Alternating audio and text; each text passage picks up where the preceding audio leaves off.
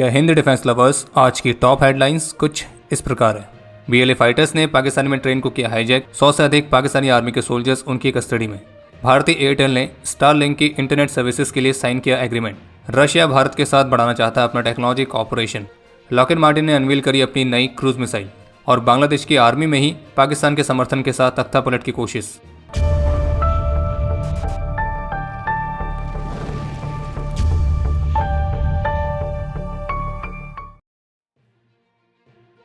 तो आज के एपिसोड की शुरुआत करते हैं दुनिया की नंबर 1 फौज से जुड़े हुए अपडेट के साथ। तो बात कुछ ऐसी है कि पाकिस्तान के बलूचिस्तान में जाफर एक्सप्रेस को बलूच लिबरेशन आर्मी ने हाईजैक कर लिया है और 100 से अधिक पाकिस्तानी सोल्जर्स और वर्कर्स को बंधक बना के रखा गया है। और इसके साथ ही बीएलए ने स्टेटमेंट जारी करके क्लियर वार्निंग दी है कि अगर ऑक्यूपाइंग फोर्सेस यानी कि पाकिस्तानी फोर्सेस की यहाँ पे बात हो रही है, अगर वे यहाँ पे किसी भी मिलिट्री ऑपरेशन को करने का प्रयास करेंगे तो उन्हें इसके बहुत ही भयानक परिणाम भुगतने पड़ेंगे। और जिसमें उन्होंने सभी हॉस्टेजेस को एलिमिनेट करने की धमकी दी है और ये भी कहा है कि इसके लिए जिम्मेदार ऑक्यूपाइंग फोर्सेस रहेंगी। और इस ऑपरेशन को बीएलए की स्पेशलाइज्ड यूनिट्स फतेह स्क्वाड, एसटीओएस और माजिद ब्रिगेड ने अंजाम दिया है। और अभी तक इसमें पाकिस्तानी मिलिट्री के 6 पर्सनल की कैजुअलिटी होने की भी रिपोर्ट है और हंड्रेड्स ऑफ पैसेंजर्स बीएलए की कस्टडी में। हालांकि इस घटना के बाद क्वेटा रेलवे स्टेशन से पाकिस्तानी आर्मी ने तुरंत ही पाकिस्तानी सोल्जर्स और डॉक्टर्स के रीइंफोर्समेंट के साथ एक रिलीफ ट्रेन भी रवाना करी है। और अभी जिससे में हमें वीडियो रिकॉर्ड कर रहे हैं तो इस पर फिलहाल पाकिस्तान की आर्मी या पाकिस्तानी गवर्नमेंट की तरफ से ऑफिशियल स्टेटमेंट्स आनी बाकी हैं। और जबकि मीडिया रिपोर्ट्स के मुताबिक जो ट्रेन हाईजैक की गई है उसमें आईएसआई के एजेंट भी मौजूद हैं।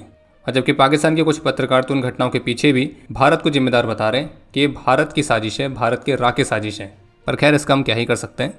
बाकी इस पर जो भी अपडेट्स रहेंगे हमारे डिफेंस अपडेट्स से आपको उसकी जानकारी मिल जाएगी। और क्विक अपडेट्स के लिए आप हमारे ऑफिशियल टेलीग्राम चैनल से जुड़ सकते हैं। बाकी एक तरफ जहां पाकिस्तान में हॉस्टेज क्राइसिस हो रखा है तो वहीं दूसरी तरफ अंतर्राष्ट्रीय स्तर पर पाकिस्तान को एक बहुत बड़ी शर्मिंदगी का सामना करना पड़ा है। और हुआ यह है कि एक पाकिस्तानी डिप्लोमेट जिनका नाम है एहसान वागा, जो कि लॉस एंजलिस की प्राइवेट विजिट पर थे, तो इसी विजिट के दौरान उन्हें यूएस में एंट्री नहीं मिली है। और आपको ये भी बता दें कि एहसान वागान तुर्कमेनिस्तान में पाकिस्तान के राजदूत हैं और उन्हें हाल ही में एक वैलिड वीज़ा और जरूरी ट्रैवल डॉक्यूमेंट्स होने के बावजूद लॉस एंजलिस इंटरनेशनल एयरपोर्ट पर यूएस इमिग्रेशन ऑफिशियल्स द्वारा रोका गया है। और केवल रोका ही नहीं गया है बल्कि उनको उनके डिपार्चर के लास्ट पॉइंट पर डिपोर्ट भी कर दिया है। जबकि इंटरेस्टिंग बात तो ये कि डिप्लोमेट होने के नाते उन्हें भी इंटरनेशनल लॉ के अंडर कुछ विशेष अधिकार और इम्यूनिटी प्राप्त है।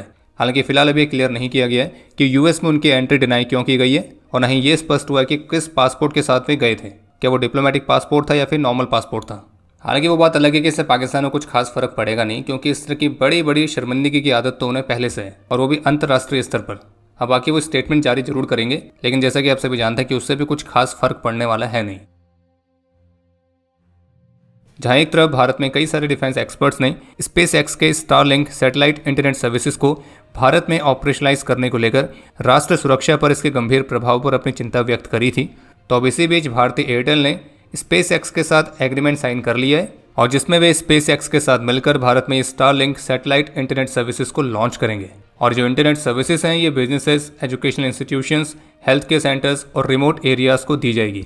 और इस कोलैबोरेशन के तहत उन सभी तरीकों को भी देखा जाएगा कि कैसे जो स्टारलिंक की टेक्नोलॉजी है इसे एयरटेल के मौजूदा नेटवर्क इंफ्रास्ट्रक्चर में इंटीग्रेट किया जाए। इसके अलावा एक अपडेट यह है जिसमें यूएस की नई इंटेलिजेंस चीफ तुलसी गबार्ड की तरफ से इंडो पैसिफिक रीजन में उनकी मल्टीनेशन ट्रिप की अनाउंसमेंट की गई है। और इसी ट्रिप के हिस्से के तौर पर वे जापान, थाईलैंड, भारत और फ्रांस इन देशों को विजिट करेंगे। और जबकि यूएस के इंटेलिजेंस चीफ के तौर पर उनकी भारत की पहली विजिट होने वाली है। स्पुतनिक इंडिया के साथ बातचीत में रशियन फर्म रोसोबोरोन एक्सपोर्ट के रिप्रेजेंटेटिव्स की तरफ से बताया गया कि वे भारत के साथ मेक इन इंडिया इनिशिएटिव के तहत अपने बीच के टेक्नोलॉजिकल कोऑपरेशन को और भी एक्सपेंड करने पर काम कर रहे हैं। और हम एविएशन सेक्टर में अपने पार्टनर्स को लार्ज स्केल की परियोजनाएं ऑफर कर रहे हैं, जिनमें कॉम्बैट एविएशन के लिए इंजन्स की मैन्युफैक्चरिंग शामिल है। और जबकि इसके अलावा भारत में इंजन्स के हाई लेवल के लोकलाइजेशन को भी अचीव किया गया है। और दोनों देश मौजूदा और भविष्य के जो इंडियन डिजाइन एयरक्राफ्ट हैं तो उनके लिए इन परियोजनाओं को इम्प्लीमेंट करने पर भी काम कर रहे हैं। और जैसे कि रोसोबोरोन एक्सपोर्ट पहले भी क्लियर कर चुकी हैं कि वे भारत में संयुक्त रूप से मिलकर यूएवी के प्रोडक्शन को लॉन्च करने के लिए जॉइंट वेंचर स्थापित करने के लिए भी तैयार हैं, जिसमें यूएवीज के प्रोडक्शन से लेकर उनके एमआरओ फैसिलिटीज को स्थापित करना ये सभी शामिल है। और जैसे कि कुछ ही दिनों पहले डिफेंस अपडेट में हमने आपको बताया था कि Su-57 के ऑफर के साथ रशियन ऑफिशियल्स ने भी स्पष्ट किया था कि Su-57 का भारत में जो प्रोडक्शन है तो वो उसी सेम प्रोडक्शन लाइन पर हो सकता है जिस पर Su-30 MKI बन रहे हैं। यूएस फर्म लॉकहीड मार्टिन ने अपनी एक नई क्रूज मिसाइल को अनवील किया है जिसे CMMT यानी कि कॉमन मल्टी मिशन ट्रक का नाम दिया गया है। और जो CMMT है ये लगभग 2 वर्षों से अंडर डेवलपमेंट थी और इस मिसाइल को यूएस एयरफोर्स की फ्रैंकलिन प्रोग्राम की कॉस्ट और स्पेसिफिकेशन थ्रेशोल्ड्स को पूरा करने के लिए ही डिजाइन किया गया है। इस मिसाइल को C-130 या फिर C-17 जैसे एयरक्राफ्ट से लॉन्च किया जा सकता है और ये एक सबसोनिक लॉन्ग रेंज की क्रूज मिसाइल है जिसकी मारक क्षमता लगभग 800 किलोमीटर तक है। और यूएस का जो rapid dragon missile deployment system है तो वो एक मिशन में कम से कम 25 CMMT मिसाइल्स को लॉन्च कर सकता है। इसके अलावा एक अपडेट यह है कि रशिया के खिलाफ कॉन्फ्लिक्ट में यूक्रेन की मदद के लिए यूके की तरफ से यूक्रेन को Altius tactical unmanned aircraft system deliver किए जा रहे हैं जिसमें ऑल्टियस 600M और ऑल्टियस 700M तो ये UAVs शामिल हैं और ये एक्चुअल में मल्टी मिशन लॉयटरिंग म्यूनिशंस हैं।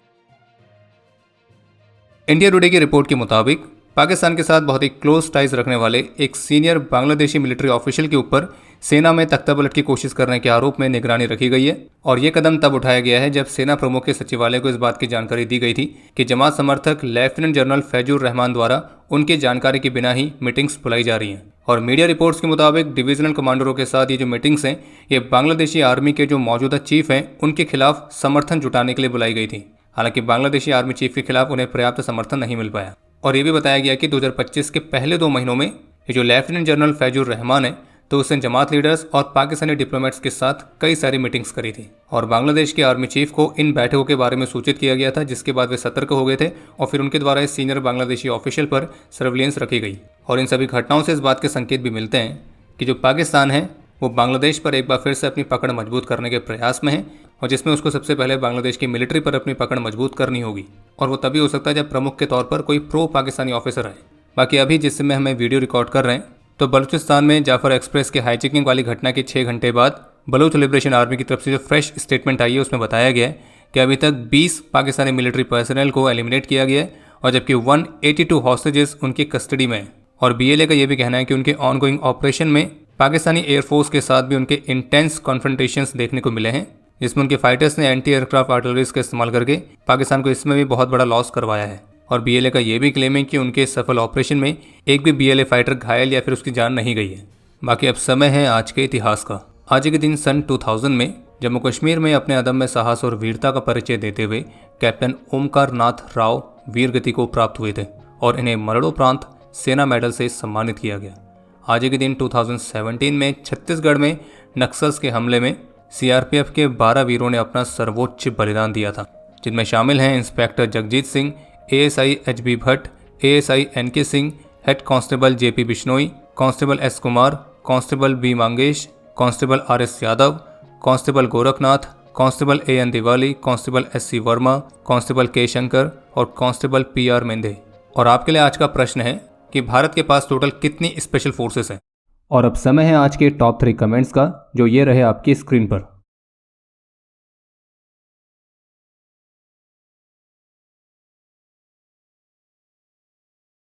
उम्मीद है आपको आज का एपिसोड पसंद आया होगा।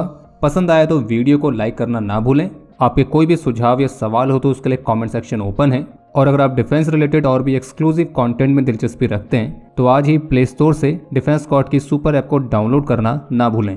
और अगर आप चैनल पर पहली बार आए हैं तो squadron.in पे जाके हमारे नए डिज़ाइंस को भी चेकआउट जरूर करें। बाकी जल्द मिलेंगे नए एपिसोड के साथ। तब तक के लिए जय हिंद, जय भारत।